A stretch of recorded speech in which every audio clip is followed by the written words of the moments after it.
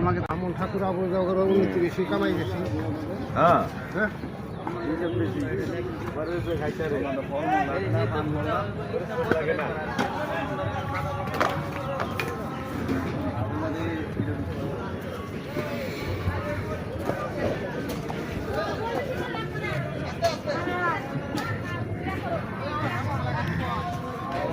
দর্শক দেখানোর চেষ্টা করছি আপনাদেরকে এখানে বাংলাদেশ জামাত ইসলামী যারা গেস্ট যারা আসবেন, যারা নেতাকর্মী যারা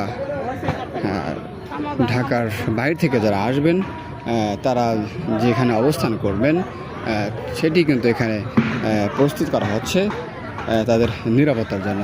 এখানে দেখছেন যে এখানে বালু এবং ইট দিয়ে জায়গা প্রস্তুত করা হচ্ছে, সেটি কিন্তু আপনাদেরকে দেখানোর চেষ্টা করছি। এটি হচ্ছে স্টেজের পেছন সাইড, যেখানে তারা অবস্থান করবেন।